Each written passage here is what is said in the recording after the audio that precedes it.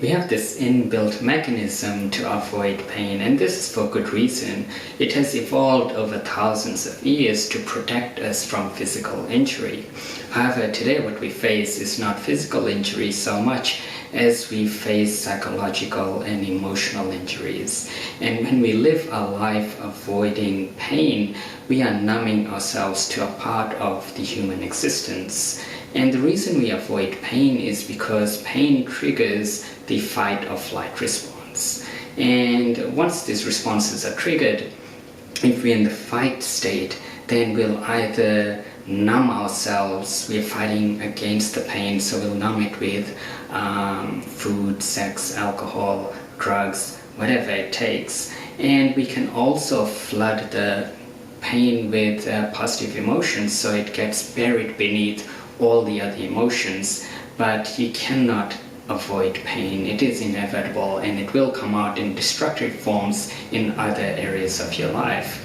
So the other thing that can happen is we can go into the flee response, and this is where we start cushioning our lifestyle and avoiding painful encounters. And this can be a very opaque way of living.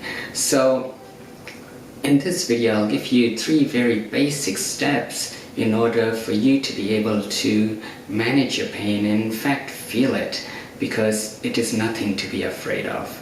So the first step is using our breath to feel safe, because when we are in pain, it can get to such a point where it actually disables us. We can't really think properly, and the emotion consumes us. So when we breathe, it allows us to snap out of the emotion, and when the nervous system feels safe, that is when we can actually start feeling pain.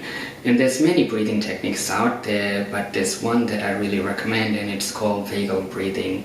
And if you'd like to learn more about vagal breathing, you can click the link below, and it'll take you to a free webinar which will give you more information about it.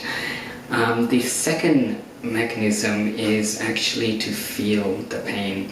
And the way we can do this is, once we feel safe, it gives us an opportunity to surrender to the pain. And when we surrender, we're not emotionally attached to the pain anymore. And this then triggers the third step, which is actually this shift in perception.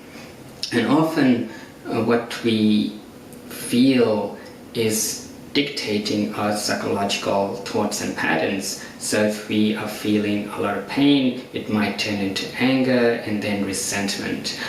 However, when you feel safe, you might find that the cognitive response is quite different.